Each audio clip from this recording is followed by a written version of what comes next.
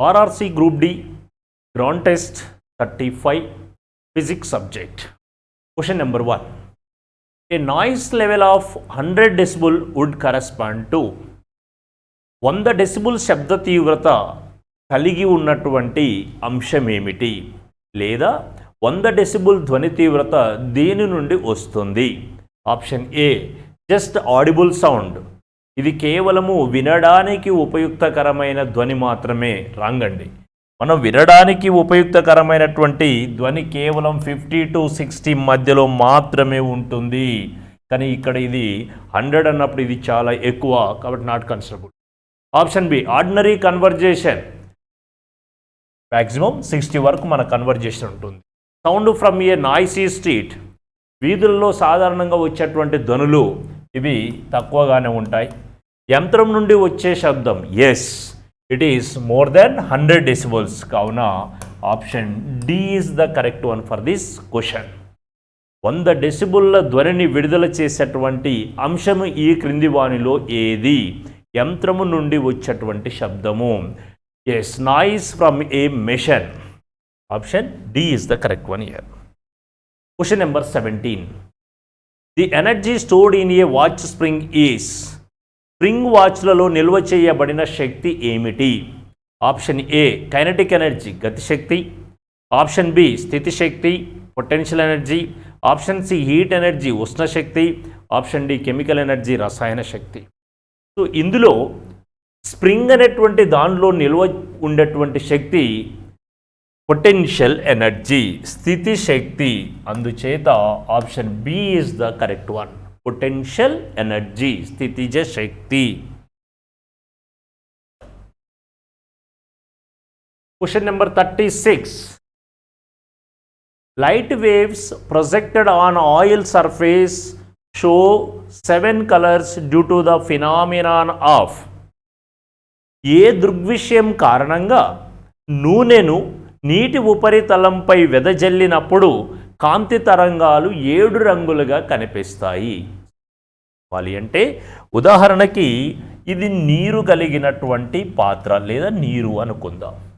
ఈ నీటి ఉపరితలం పైన నూనె చల్లబడింది. నూనెను చల్లినప్పుడు దీనిపైన 7 రంగులు కనిపిస్తున్నాయి. నూనె నీటిపై తేలాడేటప్పుడు 7 రంగులుగా కనిపించేటువంటి అంశము ఇంద్రధనస్సు ఏర్పడేటువంటి విధంగా ఉండే అంశము దేనికి సంబంధించింది అన్నప్పుడు అది కాంతి యొక్క వ్యతీకరణము. నూనె నీటిపై తేలాడినప్పుడు ఇంద్రధనస్సు ఏ విధంగానైతే 7 రంగులను కలిగి ఉంటుందో అదే విధమైనటువంటి రంగులు నూనె నీటిపై తేలాడినప్పుడు కనిపించినట్లయితే అటువంటి కాంతి ధర్మము కారణమైన అంశము కాంతి వ్యతీకరణము. కాంతి వ్యతీకరణం వల్ల నూనె నీటిపై తేలాడినప్పుడు అది 7 రంగులుగా కనిపించడం జరుగుతుంది. When oil floats on the surface of the water, on the surface of water it appears 7 colors. This phenomenon represents interference of light. Question number 37. Which among the following phenomena of the optics makes the endoscopy capable of examining the internal organs such as abdomen? కింది దృగ్విషయాలలో optics యొక్క ఎండోస్కోపీని ఉదరము వంటి అంతర్గత అవయవాలను పరిశీలించడానికి ఉపయోగిస్తారు. ఏ దృగ్విషయాన్ని ఎండోస్కోపీలో ఉపయోగిస్తారు అంటున్నారు. ఎండోస్కోపీలో ఉపయోగించేటువంటి అంశము లేదా కాంతి యొక్క దృగ్విషయము, కాంతి యొక్క ధర్మము కాంతి సంపూర్ణాంతర పరావర్తనం, total internal reflection of light వల్ల లైట్ అనే ధర్మాన్ని ఆధారంగా చేసుకొని ఆ యొక్క జీర్ణాశయము లేదా ఉదరములో ఉండే అంతర్గత భాగాలను పరిశీలన చేస్తారు. So option B is the correct one here. Question number 40. 273 kelvin corresponds to 273 kelvin దేనికి సమానమైన విలువ? ఇక్కడ ఇవ్వబడిన విలువ కెల్విన్. ఇక్కడ ఇవ్వబడినటువంటి విలువలు ఫారెన్హీట్ స్కేలు కెల్విన్ స్కేళ్లలో ఉండే విలువల మధ్య సంబంధము మనకు తెలిసి ఉండాలి. ఏమిటి అంటే it is the for example Kelvin scale, ఇది Fahrenheit scale, Kelvin scale Fahrenheit scale. ఇందులో లోయర్ ఫిక్స్డ్ పాయింట్ ఏదైతే ఉందో ఆ లోయర్ ఫిక్స్డ్ పాయింట్ అనేది lower fixed point in Kelvin scale 273 Kelvin. అదే ఫారెన్హీట్ స్కేల్లో లోయర్ ఫిక్స్డ్ పాయింట్ అనేది 32 డిగ్రీ ఫారెన్హీట్. కాబట్టి ఇక్కడ 273 కెల్విన్ అనేది దేనికి సమానము? 32 డిగ్రీ ఫారెన్హీట్. ఈ లోయర్ ఫిక్స్డ్ పాయింట్ అనేది ఐస్ యొక్క లేదా మంచు యొక్క melting point. It represents the melting point of ice. మంచు యొక్క ద్రవీభవన ఉష్ణోగ్రత విలువలు కెల్విన్ స్కేల్లో 273 కెల్విన్లు, ఫారెన్హీట్లో 32 degree Fahrenheits. So option D is the correct one for this.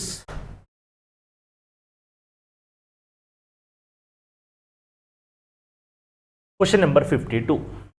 Which among the following strictly works on the principle of dipole movement of the water molecules?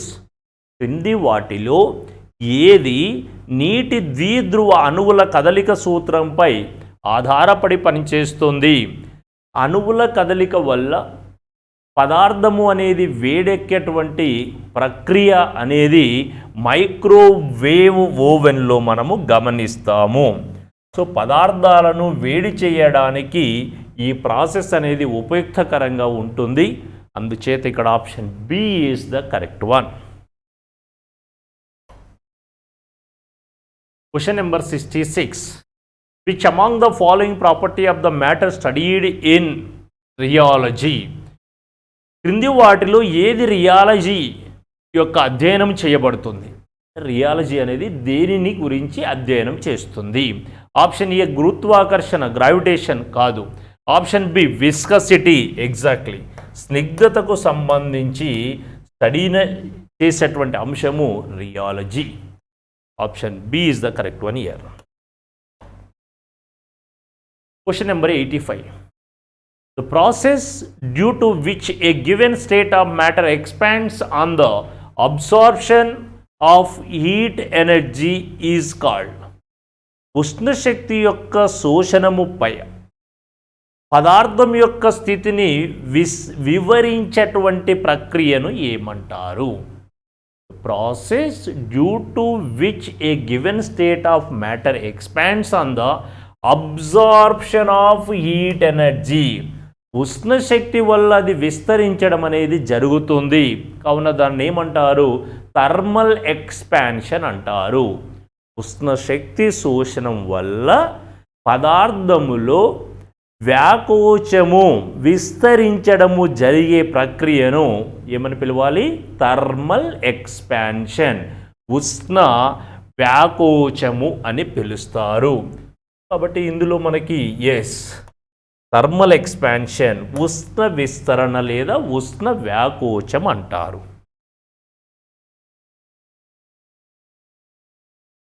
Question number 89. The process due to which a liquid changes into solid state at some fixed temperature by the release of heat energy is called. ఒక ద్రవ పదార్థము ఘనస్థితిలోకి మార్పు చెందేటప్పుడు ఉష్ణం అనేది విడుదలవ్వడం జరుగుతుంది. అలా ఉష్ణము విడుదల చేస్తూ ద్రవస్థితి నుండి ఘనస్థితికి మారడాన్ని ఏమంటారు? ఫ్రీజింగ్ అంటాం, గడ్డగట్టడము అంటారు. అందుచేత ఇక్కడ మనకి ఆప్షన్ బి గడ్డగట్టడము, freezing is the correct option. నమస్కారం sir, welcome to IAC institute. Now we are discussing RRC recruitment group D grant test number 35 కెమిస్ట్రీకి సంబంధించినటువంటి క్వశ్చన్స్ని మాట్లాడుతూ ఉన్నాం. చూడండి ఫస్ట్ క్వశ్చన్ చూడండి. The unfavourable condition for fermentation process of alcohol. అంటే alcohol తయారీలో suitable కానిది ఏది క్రింది వానిలో అంటున్నాడండి. ఇప్పుడు సాధారణంగా ఆల్కహాల్ తయారీలో మనకు మొలాసిస్ నుండి అయితే సూక్రోస్ని తీసుకుంటాం, అనగా C12H22O11. ఈ సూక్రోజ్కి ఈస్ట్ అనే ఫంగీని కలుపుతాం. అది గ్లూకోజ్ మరియు ఫ్రక్టోజులుగా ఈ విధంగా ఏర్పడినటువంటి గ్లూకోజ్ ఈ ఈస్ట్ విడుదల చేసినటువంటి ఇన్వర్టేస్ అనే ఎంజైమ్ సమక్షంలో విడిపోతుంది గ్లూకోజ్ ఫ్రక్టోజులుగా. మరి జైమేజ్ అనే ఎంజైమ్ సమక్షంలో ఈథైల్ ఆల్కహాల్ మరియు కార్బన్ డైఆక్సైడ్గా విడిపోతుంది. ఇదంతా ప్రాసెస్ని మొత్తం సీల్డ్ డ్రమ్లో చేస్తూ ఉంటారు. అంటే ఇక్కడ ఓవరాల్గా in absence of air, no air, గాలి లేకుండా చేస్తారు. అయితే ఇక్కడ ఈస్ట్ అనే శిలీంధ్రం రెండు రకాలుగా ఉంటుంది. గాలి సమక్షంలో ఏరోబిక్గా మారుతుంది, గాలి లేకున్నప్పుడు అనరోబిక్గా మారిపోతుంది.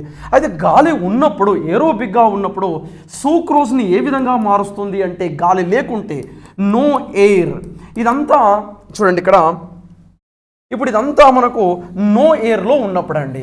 మరి అదే ఇన్ ప్రజెన్స్ ఆఫ్ ఎయిర్ కనుక తీసుకున్నట్లయితే ఈస్ట్ ఏం చేస్తుందంటే దీనిని కార్బన్ డైఆక్సైడ్ ప్లస్ వాటర్గా మార్చేస్తుంది. ఇన్ ప్రజెన్స్ ఆఫ్ ఎయిర్, గాలి సమక్షంలో ఉన్నప్పుడు కార్బన్ డైఆక్సైడ్ వాటర్గా మార్చేస్తుంది. ఎవరు? ఈస్ట్. అంటే ఇక్కడ ఈస్ట్ గాలి లేనప్పుడు, ఆక్సిజన్ లేనప్పుడు ఆల్కహాల్గా మారుస్తుంది సూక్రోజ్ని. అదే సూక్రోజ్ గాలి సమక్షంలో ఉంచితే ఈస్ట్ అనే శిలీంధ్రం ఏం చేస్తుంది అంటే కార్బన్ డైఆక్సైడ్ వాటర్గా మారుస్తుంది. అనగా ఆల్కహాల్ అన్నది మనకి ఇక్కడ రాదు. అంటే ఇక్కడ అన్ఫేవరబుల్ కండిషన్ అన్నాడు. అంటే ఏంటి? ప్రజెన్స్ ఆఫ్ ఎయిర్, గాలి లేకుండా ఉండడం అన్ఫేవరబుల్ అన్నాడు. నా more next question, which of the following is not example of allotropy? Allotropies. ఇప్పుడు చూడండి, కార్బన్ యొక్క అల్లోట్రోపీస్ మనకు తెలుసు. రెండు రకాల అల్లోట్రోపీస్ ఉన్నాయి రూపాంతరాలు. కార్బన్వి క్రిస్టలైన్, అలానే అమార్ఫస్. క్రిస్టలైన్ స్ఫటిక, అమార్ఫస్ అస్ఫటిక. ఈ క్రిస్టలైన్ కనుక చూస్తున్నట్లయితే డైమండ్, గ్రాఫైట్, బక్మినిస్టర్ ఫుల్లరిన్ క్రిస్టలైన్ స్ఫటిక. అమార్ఫస్ చూసినట్లయితే కోల్ బొగ్గు, కోక్, అలానే ల్యాంప్ బ్లాక్ అలా ఉన్నాయి. దీపాంగారపు మసి, అవి కార్బన్ యొక్క అల్లోట్రోపీ. అంటే ఇవి కార్బన్ యొక్క అల్లోట్రోపీస్. మరి ఇక్కడ ఆక్సిజన్ యొక్క అల్లోట్రోపీస్ ఉన్నాయి. ఓజోన్, అలానే ఆక్సిజన్ ఓజోన్, ఆక్సిజన్ అల్లోట్రోపీస్. అంటే ఇది ఆక్సిజన్ యొక్క అల్లోట్రోపీ. మరి ఇక్కడ స్టీల్ అని ఇచ్చాడు, అంటే ఉక్కు. ఈ స్టీల్ అన్నది మనకు 75% ఐరన్, మనకు 15 to 20% క్రోమియం, అలానే 10 to 15% నికెల్, 0.5% కార్బన్ ఉంటుంది. ఎందులో? స్టీల్, ఉక్కు అంటారు. అయితే యాక్చువల్గా ఐరన్ అన్నది మనకు రస్ట్ ఫామ్ అవుతూ ఉంటుందండి. To protect from rust formation we add chromium. అంటే కొన్ని మిశ్రమ లోహాలుగా తయారు చేసి తుప్పు నుంచి కాపాడుతున్నాం. ఇక్కడ స్టీల్కి తుప్పు నిరోధక లక్షణం ఉంటుంది. దేని ఆధారంగా వస్తుంది అంటే క్రోమియం అనే మూలకం ఆధారంగా వస్తుంది. అనగా ఇక్కడ స్టీల్ అన్నది, ఉక్కు అన్నది ఒక మిశ్రమ లోహం, అల్లోట్రోపీ కాదండి, రూపాంతరం కాదు. నా మూడు next question sir, what is the common name of sodium bicarbonate? Sodium bicarbonate అంటే NaHCO3, సోడియం బైకార్బోనేట్. దీనిని చాలా అనేక పేర్లతో పిలుస్తూ ఉంటారు. దీనిని కిచెన్లో యూజ్ చేయడం వల్ల దీనిని కిచెన్ సోడా లేదా వంట సోడా అంటారు. అలానే దీనిని తినే సోడా అంటారు, అంటే బేకింగ్ సోడా అంటారు. అలానే ఈ సోడియం బైకార్బోనేట్ను సాధారణంగా మిల్క్ పాలు అన్నవి ఒక 4-5 అవర్స్ తర్వాత సోర్ స్మెల్, పుల్లటి వాసన వస్తూ ఉంటుంది. అది తగ్గించడానికి చాలామంది పిల్లలు ఇష్టపడరు పుల్లటి స్మెల్ వస్తున్నటువంటి పాలను తాగడానికి. అటువంటి పాల నుంచి వస్తున్నటువంటి పుల్లటి వాసనను తగ్గించడానికి సోడియం బైకార్బోనేట్ని కలపడం వల్ల దీనిని మిల్క్ సోడా అనే పేరు కూడా ఉంది. దీనిని కేక్ తయారీలో యూజ్ చేయడం వల్ల కేక్ సోడా అని కూడా పేరు ఉందండి. అనగా ఇక్కడ ఏంటి? Baking soda is the answer. Sodium బైకార్బోనేట్కి ఒక సాధారణ పేరు ఏంటండి? కేక్ తయారీలో యూజ్ చేస్తారు కాబట్టి బేకింగ్ సోడా. మరి మిగతాయి చూడండి, వాషింగ్ పౌడర్కి ఏమని పేరు ఉంటుంది అంటే సోడియం కార్బనేట్, అంటే రసాయన నామం సోడియం కార్బనేట్.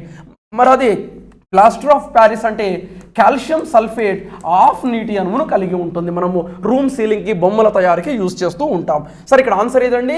మనకు సోడియం బైకార్బోనేట్ అంటే baking soda, kitchen soda, milk సోడాగా ప్రసిద్ధి. నా మూడు నెక్స్ట్ క్వశ్చన్ సార్ చూడండి.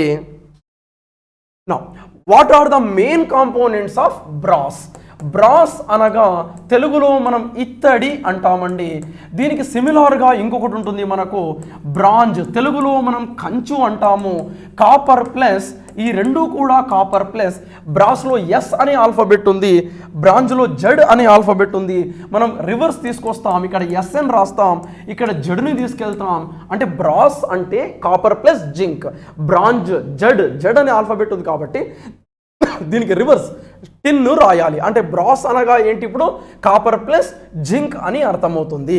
మరి అదే చూడండి, ఇంకా కాపర్ ప్లస్ ఇక్కడ మీద చూడండి, కాపర్ ప్లస్ వేరే డిఫరెంట్గా ఉన్నాయండి. దీనిని జర్మన్ సిల్వర్ అంటారండి. సరే, నా move on to next question sir. Right, now what is the chemical name of vinegar? Vinegar అనగానే మనందరికీ తెలుసు CH3 COOH, ఎస్టిక్ ఆమ్లము అనగా ఇదండి బి, ఆన్సర్ బి. మరి అది సిట్రిక్ ఆమ్లం ఏది, లెమన్లో ఉంటుందండి. మరి మాలిక్ యాసిడ్లో ఉంటుందండి, మనకు యాపిల్లో ఉంటుంది. నా move on to next question sir. Which among the following elements increases the absorption of water and calcium in plants? ఇప్పుడు చూడండి, అంటే మొక్కలలో ఇప్పుడు కొన్ని మొక్కలు తీసుకున్నాం మనం. కొన్ని మొక్కలు కనుక జాగ్రత్తగా, అంటే మొక్కల్లో ఇక్కడ ఈ మొక్కల యొక్క వేళ్ళలో, అంటే వేళ్ళ నుంచి నీరు మరియు కొన్ని లవణాలు అన్నవి మనకు మొక్కల యొక్క వేళ్ళ ద్వారా పైకి రవాణా జరుగుతుందని మనందరికీ తెలుసు. అయితే ఈ మొక్కలలో మనకు బోరాన్ అన్నది మనకు బోరిక్ ఆమ్లం రూపంలో ఉంటుంది, H3BO3 రూపంలో ఉంటుందండి. ఇది ఏం చేస్తుంది అంటే మొక్కలు ప్లాంట్స్ వాటర్ని, మినరల్స్ని ఎక్కువగా ఉపయోగించుకునేటట్లుగా యూజ్ అవుతుందండి బోరాన్. ఇది చాలా తక్కువ మోతాదుల్లో కావాలి, అంటే మైక్రో న్యూట్రియంట్గా పనిచేస్తుంది. అంటే ఇప్పుడు దాదాపుగా కొన్ని బిలియన్ల నీళ్లకు, అంటే కొన్ని 1 బిలియన్ లీటర్ల నీళ్లకు మనం సాధారణంగా, లేకుంటే సపోజ్ ఒక 1 lakh లీటర్ల 1 to 5 lakhs లీటర్ నీళ్ళకి 1/2 టేబుల్ స్పూన్ బోరాన్ను కలుపుతారు. అంటే చాలా తక్కువ మోతాదులో కలపాలి, తక్కువ మోతాదుల్లో నీళ్ళలో ఉండాలి, కానీ అది కంపల్సరీ. ఎందుకంటే అంటే మొక్కలకు ఉండాలి, అది అందజేయాలి. బోరాన్ను తక్కువ మోతాదులో అయినా కూడా దీనికి అందజేయాలి. సూక్ష్మ పోషకం అంటారు.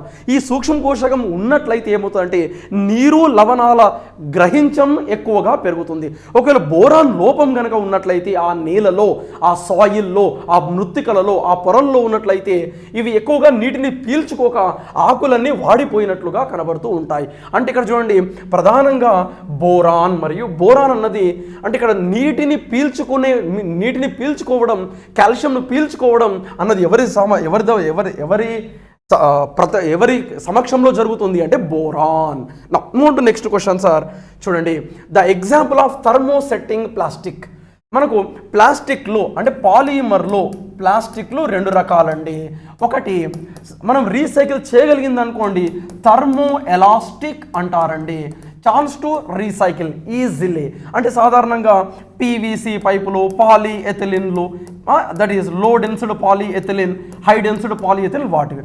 మరి ఇంకోటి ఉంటాయి థర్మోసెట్టింగ్, అంటే ఇది ఒక్కసారి ఫిక్స్ అయిందంటే, అంటే దీన్ని రీసైకిల్ చేయొచ్చు, బట్ హై ఎక్స్పెన్సివ్ ప్రాసెస్, చాలా ఎక్కువ ఖర్చుతో కూడుకుంది. థర్మోసెట్టింగ్ పాలిమర్లో, బెకలైట్లో, మెలమైన్ పాలిమర్లో ఇవి థర్మోసెట్టింగ్. అంటే వీటిని రీసైకిల్ చేయొచ్చు, కానీ ఖర్చుతో కూడుకున్న పని. కాబట్టి బెకలైట్, దీనిని హెన్రిక్ బెకలాండ్ అనే శాస్త్రవేత్త దీన్ని ఫస్ట్ టైం తయారు చేశాడు. బెకలైట్ అన్నది థర్మోసెట్టింగ్ పాలిమర్. మనము ఎలక్ట్రికల్ స్విచ్ల తయారీలో యూస్ చేస్తామండి బెకలైట్ పాలిమర్. అంటే ఇది థర్మోసెట్టింగ్. అదే మీతో చూడండి, వీటిని రీసైకిల్ చేయొచ్చు అండి. ఇది పాలిస్టైరిన్ అండి, పాలిస్టైరిన్. అంటే ఇప్పుడు ఇక్కడ ఈ ABDలను మనం థర్మో ఎలాస్టిక్ అంటారు, అంటే రీసైకిల్ చేయొచ్చు. మరి అదే సి మాత్రము థర్మోసెట్టింగ్, వేడి చేసే కొలది గట్టి పడుతూ ఉంటాయి, మరి వేడి చేసే కొలది రైట్ మెత్తబడుతూ ఉంటాయి. Easy to recycle, right. On heating hardening takes place, on heating softening takes place. Easy to recycle, very high expensive to recycle. Thermosetting polymers. Now move to next question sir. Monazite is an ore of. Monazite అంటే thorium dioxide, అంటే thorium, దీన్ని monazite ఇసుక అని కూడా అంటారు. అదే సాధారణ ఇసుక ఏంటి, SiO2 సాధారణ ఇసుక. మరి మోనోజైట్ శాండ్ అంటే ఏంటంటే థోరియం డయాక్సైడ్ అనగా మినరల్ ఆఫ్ థోరియం. మరి ఈ విధంగా మనం ఈ థోరియంని అలానే యురేనియంని న్యూక్లియర్ రియాక్టర్లలో మనం యాజ్ అ ఫ్యూయల్ ఇంధనంగా ఉపయోగిస్తూ ఉంటాం. ఇది మనకు భూమిలో మోనోజైట్ ఇసుక రూపంలో అలానే uranium pitchblende yellow cake రూపంలో దొరుకుతుందండి మనకు. ఏది uranium, right? Thank you very much. Hi students, welcome to IAC online classes. ఈ క్లాస్లో మనం RRC group D grand test number 35 biology ప్రశ్నల యొక్క బైలింగ్వల్ వీడియో ఎక్స్ప్లెనేషన్ చూద్దాం. So here comes your first question on the screen. Which of the following is an antioxidant? క్రింది వాటిలో antioxidant ఏది? Option A vitamin C, option B vitamin K, option C vitamin B, option D vitamin D. So మరి ఇక్కడ antioxidant, okay, antioxidant means the component that will act against oxidation process. Oxidation means what? Removal of electron is called oxidation. Addition of oxygen is called oxidation, and removal of hydrogen is also called oxidation. Okay, electron ను తొలగించినా hydrogen ను తొలగించినా oxidation అంటాం. Oxygen ను చేర్చినా కూడా ఏమని పిలుస్తాము? Oxidation అని పిలుస్తాం. మరి ఇక్కడ ఎలక్ట్రాన్లు హైడ్రోజన్ తొలగింపు జరగడం ద్వారా ఏమవుతుంది? ఆక్సీకరణ చర్యలు అనేటటువంటివి, అంటే ఆ ప్రక్రియ అనేటటువంటిది నిలిచిపోయే ప్రమాదం, అంటే ఆక్సిజన్ సరిగా యాడ్ కాకుండా ఉండే ప్రాసెస్. మరి దాన్ని అవాయిడ్ చేసేదాన్ని యాంటీ ఆక్సిడెంట్ అంటాం. Okay, so an antioxidant will act against oxidation process. So ఎప్పుడైతే ఆక్సిడేషన్ జరుగుతుందో ఆక్సిజన్ యాడ్ అవుతుంది కాబట్టి then we can get sufficient amount of energy. కానీ ఇక్కడ ఆక్సిజన్ అడిషన్ను మనం ఏం చేస్తోంది? అది స్టాప్ చేస్తుంది కాబట్టి that is called anti oxidant. Okay, మరి యొక్క యాంటీ ఆక్సిడెంట్ అనేటటువంటిది ఆక్సిజన్ పరంగా కాకుండా మనం ఆలోచించుకుంటే ఎలక్ట్రాన్ను తొలగించడము, హైడ్రోజన్ను తొలగించడం. ఈ ఎలక్ట్రాన్ను తొలగించడం, హైడ్రోజన్ను తొలగించడం కూడా ఏమంటున్నాం? ఆక్సిడేషన్ అంటున్నాం. మరి ఆ ఆక్సిడేషన్ ప్రాసెస్కు, అంటే ఎలక్ట్రాన్ తొలగింపు, హైడ్రోజన్ తొలగింపు పరంగా మాత్రమే మనం తీసుకుంటే యాంటీ ఆక్సిడెంట్స్ అనేటటువంటివి మనకు చాలా హెల్ప్ అవుతాయి.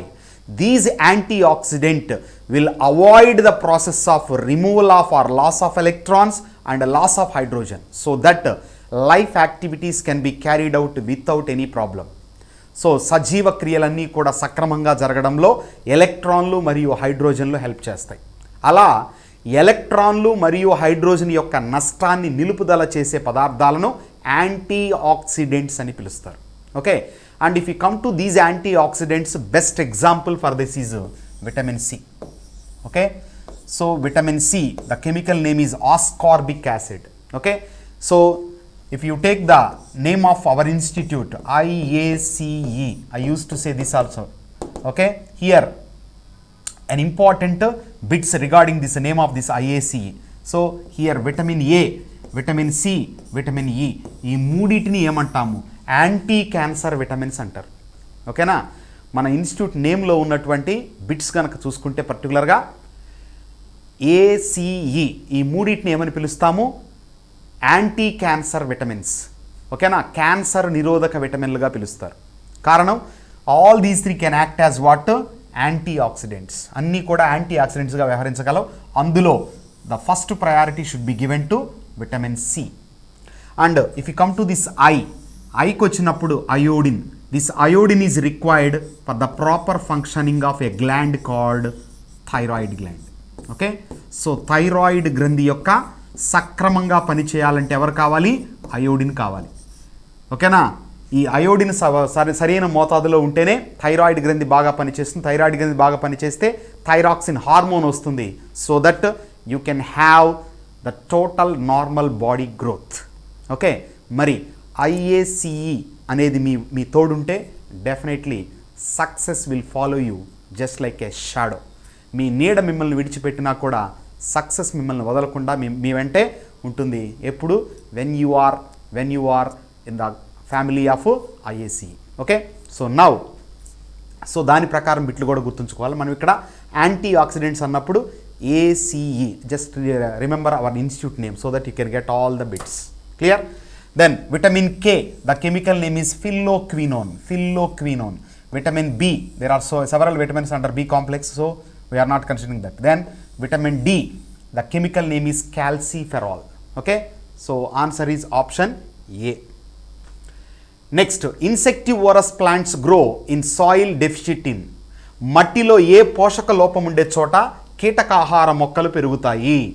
So insectivorous plants usually grow in a soil where there is no sufficient quantity of nitrogen. నత్రజని లోపించినటువంటి నేలలలో ఈ కీటకాహార మొక్కలు పెరుగుతాయి. Okay, and remember the insectivorous plants are also called carnivorous plants. మాంసాహార మొక్కలు అంటారు వీటిని. మాంసాహార మొక్కలు. ఈ మాంసాహార మొక్కలు లేదా కీటకాహార మొక్కలు ఏం చేస్తాయి? కీటకాలను ఆహారంగా తీసుకుంటాయి.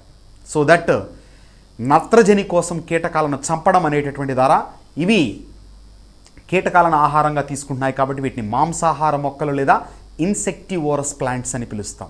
మరి ఇక్కడ పర్టికులర్గా ఇన్సెక్టివోరస్ ప్లాంట్స్ తీసుకున్నప్పుడు మరి వీటిలో లీవ్స్ ఫోటోసింథసిస్ ప్రాసెస్ జరగదా సార్ అనే డౌట్స్ కూడా మీకు రావచ్చు. గుర్తుంచుకోండి, they can perform the process called photosynthesis, no doubt about that. అవి స్వయం పోషకాలే. Okay, they are autotrophs. కానీ they are growing in a place or in the soil where there is no sufficient quantity of nitrogen. మరి నత్రజని లోపం ఉన్నటువంటి నేలల్లో పెరుగుతున్నాయి కాబట్టి ఆ నత్రజని కోసం, నైట్రోజన్ కోసం మాత్రమే ఏం చేస్తాయి? They depend on insects. Okay, that's why these are called partially autotrophs. పాక్షిక స్వయం పోషకాలుగా మనం చెప్పుకోవచ్చు. Okay, and if you take examples of these insectivorous plants, Nepenthes. Okay, Nepenthes, this is also called picture plant. నెపెంథిస్ని ఏమంటాము? Picture plant అని పిలుస్తారు. Okay, next Dionaea. Dionaea. So this Dionaea is called Venus fly trap. Venus fly trap. Okay, next యుట్రిక్యులేరియా.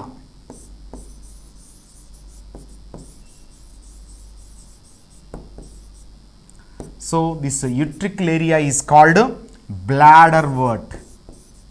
దీన్ని ఏమంటాము? Bladderwort అని పిలుస్తారు. Okay, అలాగే Drosera. Drosera, this is called sundew plant.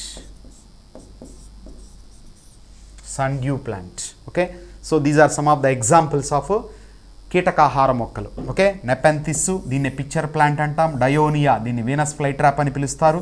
యుట్రిక్యులేరియాను bladder వర్ట్ అంటాము. డ్రాసిరాను sun due ప్లాంట్గా పిలుస్తారు. Clear?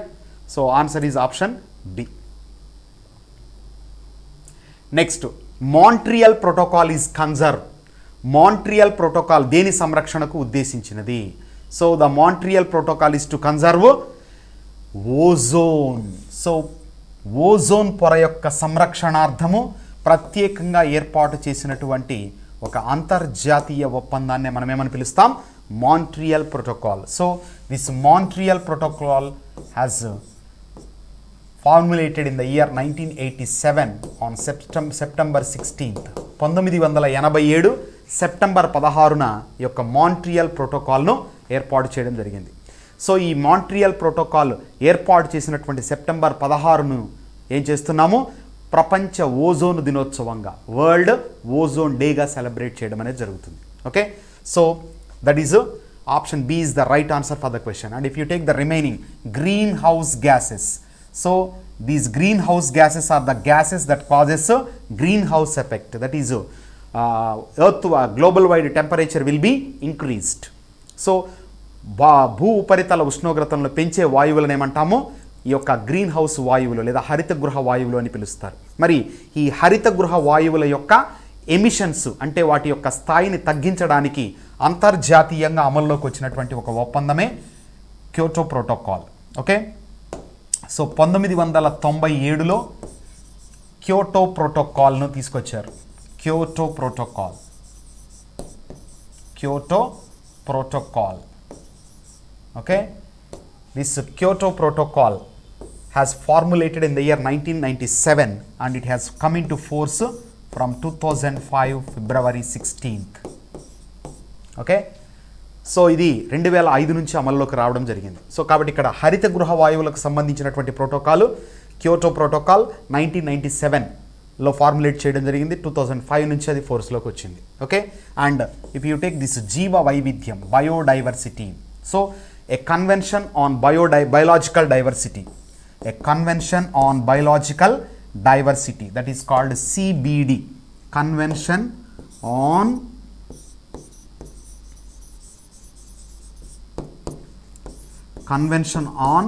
biological diversity, convention on biological diversity, CBD అని పిలుస్తాం. సో ఈ యొక్క CBD అనేటటువంటిది 1992, ఓకే, రియో డి జెనీరియోలో జరిగినటువంటి ధరిత్రి సదస్సు ఎర్త్ సమిట్లో భాగంగా ఈ యొక్క కన్వెన్షన్ ఆన్ బయోలాజికల్ డైవర్సిటీ CBDని తయారు చేయడం జరిగింది. Okay, and this CBD has come in to force from May 22, ఓకేనా, May 22 నుంచి ఇది December 29 నుంచి, okay, December 29th, okay. So 1993 December 29 నుంచి ఫోర్స్లోకి వచ్చింది. 1992, ఓకే, 1992 మే 22న ఈ యొక్క CBDని ఏర్పాటు చేయడం జరిగింది. అందుకనే మే 22న ఏం చేస్తాం మనము ప్రపంచ జీవ వైవిధ్య దినోత్సవంగా, వరల్డ్ బయోడైవర్సిటీ డేగా సెలబ్రేట్ చేస్తాం. ఓకే, సో 1992 మే 22న ఫార్ములేట్ చేస్తే December 29th 1993 నుంచి ఇది ఫోర్స్లోకి రావడం జరిగింది. ఓకే, సో ఈ రెండు డేట్స్ గుర్తుంచుకోండి, చాలా ఇంపార్టెంట్. ఓకే, నెక్స్ట్ వలస పక్షులకు పరంగా చూసుకుంటే మైగ్రేటరీ స్పీషీస్ అంటాం. Okay, so this is called a bone convention, BCMS. Okay, so what is this BCMS? Bonn convention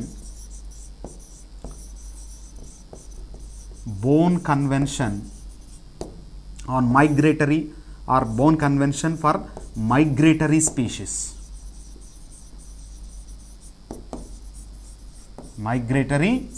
వలస పక్షుల యొక్క సంరక్షణ కోసం ప్రత్యేకంగా ఏర్పాటైనటువంటి ఒప్పందాన్నే ఈ యొక్క bone convention for migratory species అంటాము.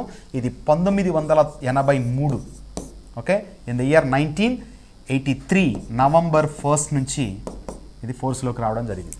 ఓకే, సో వలస పక్షుల సంరక్షణార్థము ఉద్దేశించినటువంటి ఒప్పందము BCMS, Bonn convention for migratory species, జీవ వైవిధ్యము, convention on biological diversity CBD అంటాం పాపులర్గా. Okay, then ozone, Montreal protocol September 16th, హరిత గృహ వాయువులకు సంబంధించి 1997లో జపాన్లో ఉన్నటువంటి టోక్యోలో ఈ యొక్క ఒప్పందం తీసుకొచ్చారు. అందుకని దీనిని క్యోటో ప్రోటోకాల్ అంటాం. ఇది 2005 నుంచి ఫోర్స్లోకి రావడం జరిగింది. Okay, so these are very very very important for the examination, upcoming examinations, especially from the topic environment. So పర్యావరణానికి సంబంధించిన అంశాలు కాబట్టి చాలా మనం ఈజీగా గుర్తుంచుకోవాలి. ప్లస్ ఖచ్చితంగా రిపీటెడ్గా అవుతూ ఉంటాయి కాబట్టి పదే పదే మనం వాటిని కనుక రీకాల్ చేసుకున్నామంటే then it will be very easy for you to understand and to answer the question. Okay, so answer is option B. Next, the term genetics was coined by, జన్యు శాస్త్రం అనే పదాన్ని రూపొందించిన వారు A. Morgan, B. Mendel, C. Bateson, D. Johannsen. So here the term genetics was coined by Bateson. Okay, option C is the right answer. And if you take the remaining, Morgan, Mendel, and this Mendel is called father of genetics, and father of modern genetics is nothing but Morgan. So Mendel worked on pea plant, బఠానీ మొక్క పైన ప్రయోగాలు చేసి Mendel లాస్ని తీసుకొచ్చాడు. అనువంశికతా సూత్రాలు, ఏ విధంగా లక్షణాలు ఒక తరం నుంచి మరొక తరానికి వెళుతున్నాయి అనేటటువంటి వాటిని వివరించడం కోసం ప్రత్యేకంగా లాస్ ఆఫ్ ఇన్హెరిటెన్స్, అనువంశికతా సూత్రాలను సృష్టించింది ఎవరంటే గ్రెగర్ జోహాన్ మెండల్. ఓకే, మరి ఇక్కడ మోర్గాన్ తీసుకుంటే he worked on drosophila. So పండ్ల ఈగ పైన ప్రయోగాలు చేశాడు. ఎవరు? ఈ యొక్క మోర్గాన్. పండ్ల ఈగ అంటాం డ్రోసోఫిలాను. ఓకే, ఫ్రూట్ ఫ్లై అని పిలుస్తారు. ఈ డ్రోసోఫిలాపై ఏం చేశాడు?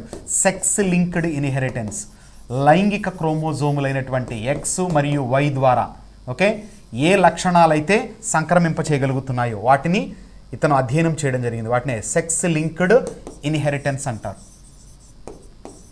సెక్స్ లింక్డ్ ఇన్హెరిటెన్స్, లింగ సహలగ్నత. లింగ సహలగ్నత అనే భావనను డ్రోసోఫిలా మెలనోగాస్టర్ అనేటటువంటి పండ్ల ఈగపై ప్రయోగాలు చేసి నిరూపించింది ఎవరంటే మోర్గాన్. ఓకే, మెండలు బఠానీ మొక్క పైన. ఇక జోహాన్సన్ తీసుకుంటే he is the first person to differentiate phenotype and genotype. ఫీనోటైప్ను మరియు జీనోటైప్ను, అంటే బయటికి కనిపించే లక్షణాల ఆధారంగా ఒక జీవి యొక్క లక్షణాలను నిర్ధారణ చేసుకుంటే వాటిని ఫీనోటైప్ అంటాం, దృశ్య రూపం అంటారు. ఓకే, అలా కాకుండా జన్యు అంశాన్ని బేస్ చేసుకొని కనుక నిర్ధారణ చేస్తే దానిని జన్యు రూపం అంటాం, జీనోటైప్ అని పిలుస్తారు. ఓకే, దృశ్య రూపం, జన్యు రూపం అనే భావనలను ప్రవేశపెట్టింది Johannsen. Okay, so answer for the question option C, Bateson. Next, animals adapted to life in air are called. గాలిలో జీవనానికి అనుగుణంగా ఉండే జంతువులను ఏమంటాము? Okay, A fossorial, B arboreal, C cursorial, D volant. So ఇక్కడ మనం తీసుకుంటే ఫసోరియల్, ఆర్బోరియల్, కర్సోరియల్, వోలెంట్. ఇక్కడ వోలెంట్ అనేటటువంటి తీసుకున్నప్పుడు జీవులు అనేటటువంటివి ప్రత్యేకంగా ఫ్లయింగ్ కొరకు, అంటే గాలిలో ఎగురుతూ ఉండేటటువంటివి. ఓకే, నెక్స్ట్ కర్సోరియల్ తీసుకుంటే వేగంగా నడవగలిగిన వాటిని ఏమంటాము? కర్సోరియల్ అని పిలుస్తాం.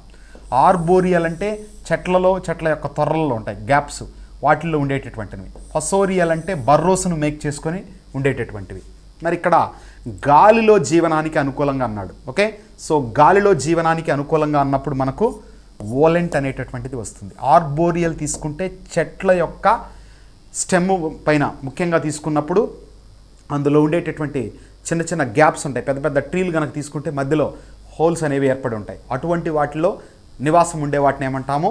ఆర్బోరియల్ అని పిలుస్తారు. Okay, and fossorial means they live in burrows, and cursorial means fast walking animals, adapt చేయి ఉంటాయి. ఫర్ ఎగ్జాంపుల్ చీటా, ఇటువంటివన్నీ కూడా మనకు వస్తాయి.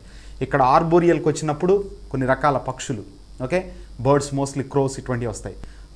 నెక్స్ట్ ఫసోరియల్కి వచ్చినప్పుడు ఎర్త్ వాము, ఫ్రాగ్, ఇవన్నీ కూడా బర్రోస్ని మేక్ చేసుకుంటాయి. మరి ఇక్కడ వోలెంట్ అంటే ఏంటి? ఫ్లయింగ్ అనమాట, అంటే గాలిలో ఉండేది అన్నాడు కాబట్టి పర్టికులర్గా. సో మనము వోలెంట్గా చెప్పుకోవచ్చు.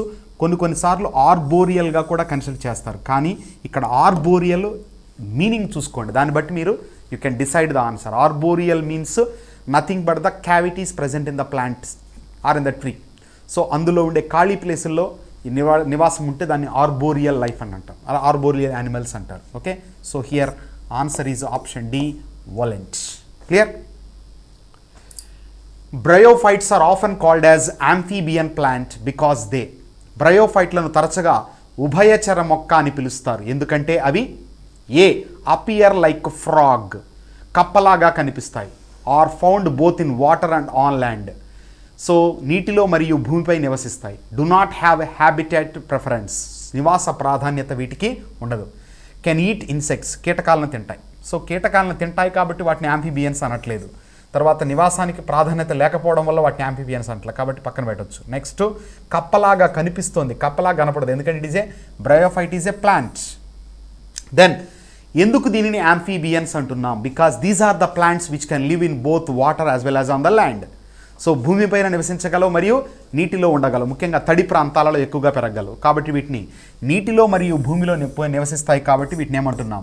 యాంఫీబియన్స్ అంటున్నాం. Okay, so remember the bryophytes are called amphibians of the plant kingdom. Amphibians of the plant kingdom. Another important bit, remember, lichens are the pioneers of the plant kingdom. Pioneers of the plant kingdom. Okay, pioneers of the plant kingdom. ఇవి మొట్టమొదటిగా జీవం లేని ప్రాంతాలలో జీవాన్ని ఏర్పరుస్తాయి కాబట్టి వీటిని pioneers of the plant kingdom. తర్వాత pteridophytes are called the pioneers reptiles of the plant Kingdom.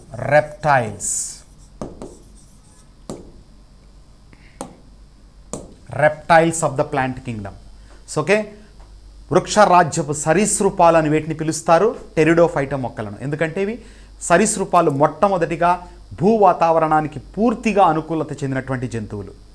Amphibians మొట్టమొదటిగా వచ్చాయి, కానీ అవి పూర్తిగా భూ వాతావరణానికి అనుకూలత చెందాలి, అందుకనే వాటర్లో కూడా నివసించడం మొదలెట్టాయి. కానీ ఇక్కడ ఈ యొక్క రెప్టైల్స్ మాత్రం కంప్లీట్గా ల్యాండ్ హ్యాబిటేట్కు, ల్యాండ్ జీవనానికి పూర్తిగా అనుకూలత చెంది ఉన్నాయి. కాబట్టి the complete land animals are nothing but the reptiles.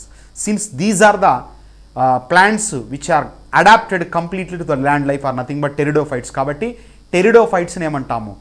The reptiles of the plant kingdom. Okay, so వృక్ష రాజ్యపు సరీసృపాలు అని వీటిని పిలుస్తారు, రెప్టైల్స్ని పిలుస్తారు. క్లియర్? సో ఇవి చాలా ఇంపార్టెంట్ బిట్స్ అండి, గుర్తుంచుకోండి బాగా. Next question, vegetables and fruits should be a part of our diet because they stimulate. కూరగాయలు మరియు పండ్లు మన ఆహారంలో ఒక భాగంగా ఉండాలి, ఎందుకంటే అవి ఉత్తేజపరుస్తాయి. సో ఏ ప్రక్రియను ఉత్తేజపరచడంలో ఈ యొక్క వెజిటేబుల్స్ మరియు ఫ్రూట్స్ హెల్ప్ చేస్తాయి అంటే definitely they provoke or they stimulate the process called peristalsis. So what do you mean by a peristalsis? The wave-like movement that is created throughout the alimentary canal because of the muscular activity. Okay? So ఆహార నాళంలో లేదా జీర్ణ నాళంలో ఉండేటటువంటి కండరాల యొక్క సంకోచ వ్యాకోచాల ఫలితంగా ఒక రిథమాటిక్ moment లాగా ఏదైతే ఆహార నాళం మొత్తం ఏర్పడుతుందో వాటిని మనం ఏమంటాము? పెరిస్టాలిటిక్ చలనాలు అంటారు. బికాస్ ఆఫ్ దీస్ పెరిస్టాలిటిక్ చలనాలు, just like a wavy movements, the food will be passed from mouth to anus. Okay, so నోటి నుంచి పాయువు వరకు ఈ ఫుడ్ ట్రాన్స్ఫర్ అవడంలో ఈ ప్రక్రియ అనేది హెల్ప్ అవుతుంది. ఒక్కొక్కసారి యాంటీ పెరిస్టాలిటిక్ జరుగుతుంది. ఓకే, యాంటీ పెరిస్టాలిటిక్ మీన్స్ వ్యతిరేక పెరిస్టాలిసిస్ ఎప్పుడైతే జరిగిందో ఆహారం లోపలికి వెళ్లకుండా ఏమవుతుంది? బయటకు వస్తుంది. దాన్ని మనము వామిటింగ్స్ అని పిలుస్తాం. Okay, so here the vegetables and fruits will help us to have a proper peristaltic movements in the alimentary canal. Clear? Next question, who discovered that malaria was caused by female Anopheles mosquito? Okay, so ఆడ Anopheles వల్ల malaria వస్తుందని ఎవరు కనుగొన్నారు అంటే, so that is none other than Ronald Ross in the year 1902. Okay, 1902వ సంవత్సరంలో ప్రత్యేకించి malaria పరాన్నజీవి యొక్క జీవిత చక్రాన్ని, ప్లాస్మోడియం మలేరియా పరాన్నజీవి, సో దాని యొక్క జీవిత చక్రాన్ని ఆడ అనాఫిలిస్ దోమ యొక్క అన్నాశయ కుడ్యముపై. Okay, so on the digestive tract part of this female Anopheles mosquito, for the first time this man has revealed the entire life history. కాబట్టి రొనాల్డ్ రాస్ అనేటటువంటి వ్యక్తుల్ని మనం చూసుకున్నప్పుడు he was the first person to discover that malaria is caused by female Anopheles mosquito. And if you take the remaining options here, Edward Jenner, father of immunization, మొట్టమొదటిగా మసూచికి vaccine కనుక్కున్నాడు. Louis Pasteur, we know that he has developed the technique called pasteurization technique. Okay, and Robert Koch is the man who discovered this bacteria that causes tuberculosis. Bacteria, so బ్యాక్టీరియాల పైన విస్తృత ప్రయోగాలు చేసి క్షయకారక bacteria పైన అధ్యయనం చేసినటువంటి ఒక శాస్త్రవేత్త. So here answer is option D, Ronald Ross. That's all. Thank you.